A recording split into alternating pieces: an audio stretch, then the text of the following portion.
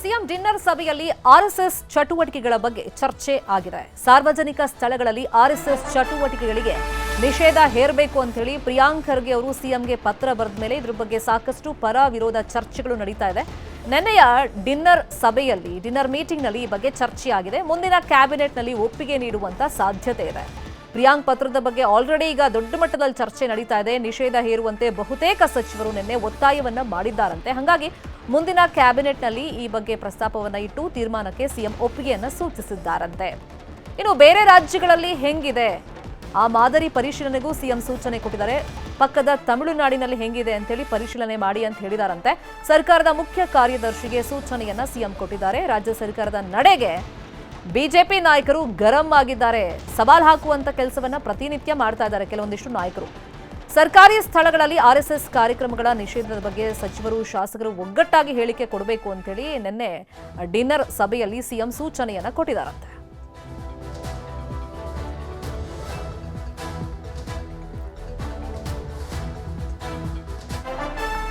ಇನ್ನು ಸಾರ್ವಜನಿಕ ಸ್ಥಳಗಳಲ್ಲಿ ಆರ್ಎಸ್ಎಸ್ ಚಟುವಟಿಕೆಗಳಿಗೆ ನಿರ್ಬಂಧ ಹೇರುವಂತ ಚರ್ಚೆ ನಡೀತಾ ಇದೆ. ವಿಷಯವಾಗಿ ರಾಜ್ಯ ಸರ್ಕಾರದ ವಿರುದ್ಧ ಬಿಜೆಪಿ ನಾಯಕರು ಕೋತ ಅಂತಿದ್ದಾರೆ.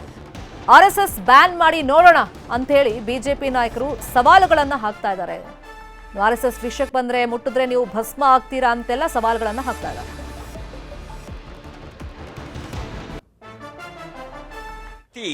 ರಾಷ್ಟ್ರೀಯ ಸ್ವಯಂ ಸೇವಕ ಸಂಘ ಸಾಂವಿಧಾನಿಕ ಮಾರ್ಗದಲ್ಲಿ ನಂಬಿಕೆ ಇಟ್ಟಿದೆ, ಸಾಂವಿಧಾನಿಕ ಸಂಸ್ಥೆಗಳ ಮೇಲೂ ನಂಬಿಕೆ ಇಟ್ಟಿದೆ, ಸಂಘಟಿತವಾಗುವಂಥ ಅಧಿಕಾರವನ್ನು ಕೊಡುತ್ತೆ, ಸಂವಿಧಾನ ಬಾಹಿರ ಅಲ್ಲ.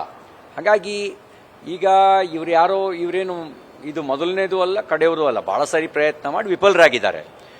ಸಂವಿಧಾನ ಬಾಹಿರವಾಗಿದ್ದರೆ ಇಷ್ಟೊತ್ತಿಗೆ ನಿಷೇಧ ಮಾಡಿಬಿಡೋರು.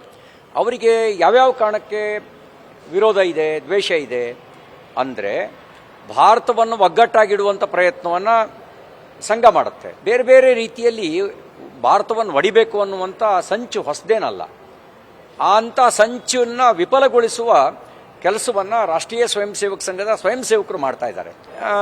ಮೂರು ಬಾರಿ ವಿಫಲರಾಗಿದ್ದಾರೆ, 4ನೇ ಬಾರಿನೂ ವಿಫಲರಾಗ್ತಾರೆ. ಈಗ ತಮಿಳುನಾಡಿನ ರಾಷ್ಟ್ರೀಯ ಸ್ವಯಂ ಸೇವಕ ಸಂಘದ ಶಕ್ತಿಗಿಂತ 10 ಪಟ್ಟು ಶಕ್ತಿ ಕರ್ನಾಟಕದಲ್ಲಿ ರಾಷ್ಟ್ರೀಯ ಸ್ವಯಂ ಸೇವಕ ಸಂಘಕ್ಕಿದೆ. ನಾವು ಕಾನೂನಾತ್ಮಕವಾಗಿ, ಸಂವಿಧಾನಾತ್ಮಕವಾಗಿ, ಪ್ರಜಾಪ್ರಭುತ್ವದ ಮಾದರಿಯಲ್ಲಿ ಅದನ್ನು ಪ್ರಶ್ನಿಸ್ತೀವಿ. ಮತ್ತು ಇವರ ಅಧಿಕಾರ ಎಷ್ಟು ದಿನ? ಶಾಶ್ವತನಾ? ಎಷ್ಟು ದಿನ ಅಧಿಕಾರ ಇವರ ಅಧಿಕಾರ ಎಷ್ಟು ದಿನ ಸಾಯೋವರೆಗೂ ಇವರೇ ಮಳೆ ಹೊಡ್ಕೊಂಡಿರ್ತಾರಾ?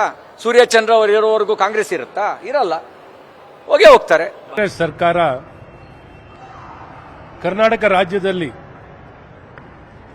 ಅಧಿಕಾರಕ್ಕೆ ಬಂದ ದಿನದಿಂದನೂ ಬರೀ ಎಡವಟ್ಟನ್ನೇ ಮಾಡ್ಕೊಂಡು ಬರ್ತಿದ್ದಾರೆ ಹೊರತು ಜನಪರವಾಗಿ ಆಡಳಿತವನ್ನು ಕೊಡದೆ ಪ್ರತಿದಿನನೂ ದ್ವೇಷ, ವೈಮನಸ್ಸು ಮೂಲಕ ತಮ್ಮ ಅಧಿಕಾರ ದುರ್ಬಳಕೆಯನ್ನು ಮಾಡಿಕೊಂಡು ದ್ವೇಷವನ್ನು ಸಾಧಿಸುವಂತ ದೇಶಭಕ್ತಿಯ ಪರವಾಗಿ ಮಾತಾಡಿದವ್ರಿಗೆ ಇವರಿಗೆ ಎಲ್ಲೋ ಒಂದ್ ಕಡೆ ಉರಿ ಹತ್ಕೊಂತದೆ. ದೇಶ ವಿರೋಧಿಗಳಿಗೆ ಇವತ್ತವರೆಗೂ ಅವ್ರು ಮಾತಾಡ್ತಾ ಇಲ್ಲ. ಈದ್ ಮಿಲಾದ್ ಮೆರವಣಿಗೆಗಳನ್ನು ಎಲ್ಲಿ ಬೇಕಾದರೂ ಹೋಗ್ಬೋದು, ಪ್ರಾರ್ಥನೆಗಳನ್ನು ರಸ್ತೆಗಳಲ್ಲಿ ಕೂಡ ಮಾಡಿದ್ರು ಕೂಡ ಅವಕಾಶವನ್ನು ಮಾಡಿಕೊಡ್ತಕ್ಕಂಥದ್ದು ಮಾಡ್ತಾ ಇದ್ದಾರೆ. ತಾರತಮ್ಯ ಯಾಕೆ ಮಾಡ್ತೀರಿ? ನಾವು ಮೂಲ ಹಿಂದೂಗಳು ಈ ದೇಶದಲ್ಲಿ ಇವತ್ತೇನಾದರೂ ರಾಷ್ಟ್ರೀಯ ಸ್ವಯಂ ಸೇವಕ ಸಂಘದ ಬಾಯಲ್ಲಿ, ಕಾರ್ಯಕರ್ತರ ಬಾಯಲ್ಲಿ ಭಾರತ್ ಮಾತಾ ಕಿ ಜೈ ಒಂದೇ ಮಾತ್ರಮೇ ಬರ್ತಕ್ಕಂಥದ್ದು. ಪ್ಯಾಲೆಸ್ಟೈನ್ಗೆ ಜೈ ನಾವು ಹೇಳಲ್ಲ, ಲೈಫಲ್ಲಿ ಹೇಳಲ್ಲ. ಇನ್ನೂ ರಾಷ್ಟ್ರೀಯ ಸ್ವಯಂ ಸೇವಕ ಸಂಘದ ಸಹವಾಸ ಗೊತ್ತಿಲ್ಲ, ಸುಮ್ಮನೆ ಇರ್ತಾರೆ ಅವ್ರ ಪಾಡ್ಗೆ ಅವ್ರ ಕೆಲಸ ಮಾಡಿಕೊಂಡು. ಅವ್ರನ್ನೇನಾದರೂ ಕೆಣಕಿದ್ರಿ ಮಾತ್ರ ನಿಮ್ಮ ಬುಡಕ್ಕೆ ಕೈ ಇಡ್ತಾರೆ. ಇದಿನ್ನೂ ಗೊತ್ತಿಲ್ಲ. ಇನ್ನು ಪ್ರಿಯಾಂಕ್ ಖರ್ಗೆಗೆ ತಾಕತ್ತಿದ್ರೆ ಅಕ್ರಮವಾಗಿ ಕಟ್ಕೊಂಡಿರುವಂತಹ ಮಸೀದಿ, ಮದ್ರಸಾ ಮೊದಲು ತೆರವು ಮಾಡಲಿ ಅಂತೇಳಿ ಬಿಜೆಪಿಯ ಉಚ್ಚಾಟಿತ ಶಾಸಕ ಯತ್ನಾಳ್ ಸವಾಲನ್ನು ಹಾಕಿದ್ದಾರೆ. ಕರಿಟೋಪಿ ಬಾ ಅಂತ ಕರೆಯೋ ಡಿಕೆಶಿ ಜಮೀರ್ ಅಹಮದ್ ಖಾನ್ ಕರೀಲಿ ಅಂತೇಳಿ ಸವಾಲನ್ನು ಹಾಕಿದ್ದಾರೆ. ಪ್ರಿಯಾಂಕಾ ಖರ್ಗೆಗೆ ತಾಕತ್ತು ದಮ್ಮಿದ್ರೆ ಕರ್ನಾಟಕದಲ್ಲಿ ಅಕ್ರಮವಾಗಿ ಕಟ್ಕೊಂಡಂತ ಮಸೂದೆ, ಮದ್ರಸಾಗಳೇನದಾವು ಮತ್ತು ಸಾರ್ವಜನಿಕ ಸ್ಥಳಗಳಲ್ಲಿ ಏನು ನಮಾಜ್ ಮಾಡ್ತಾ ಇದ್ದಾರೆ, ಮೊದಲು ಅದನ್ನು ಬಂದ್ ಮಾಡಿ. ನಿಜವಾಗಿ ತಾಕತ್ತು ಜಾತ್ಯತೀತ ಇದ್ರೆ ಕೇವಲ ಒಂದು ಸನಾತನ ಹಿಂದೂ ಧರ್ಮವನ್ನು ಟಾರ್ಗೆಟ್ ಮಾಡಿ, RSS ಅನ್ನ ಟಾರ್ಗೆಟ್ ಮಾಡಿ ಏನು ಮಾತಾಡ್ತಾ ಇದ್ದಾರೆ, ಅವರ ಒಂದು ಬಾಲಿಸ್ತನ ಹೇಳಿಕೆ ಇಡೀ ರಾಜ್ಯದಲ್ಲಿ ಒಬ್ಬ ರಾಜ್ಯದ ಮುಖ್ಯಮಂತ್ರಿ ಯಾವುದೇ ಒಂದು ರಾಷ್ಟ್ರೀಯ ಸ್ವಯಂ ಸೇವಕ ಸಂಘ ನಿಷೇಧ ಮಾಡ್ಲಿಕ್ಕೆ ಇವ್ರಿಗೆ ಅಧಿಕಾರನೇ ಇಲ್ಲ. ಡಿ ಕೆ ಶಿವಕುಮಾರ್ ತಾಕತ್ತಿದ್ರೆ ಮೊನ್ನೆ RSS ಟೋಪಿಯನ್ನ ಟೋಪಿ ಖರಿ ಟೋಪಿ ಬಾ, ನಿನಗ್ ತಾಕತ್ತಿದ್ರೆ ಜಮೀರ್ ಅಹ್ಮದ್ಗೆ ಜಾಲಿ ಟೋಪಿ ಬಾ ಅನ್ನುವಂತ ತಾಕತ್ತಿದೆ ಡಿ ಕೆ ಶಿವಕುಮಾರ್.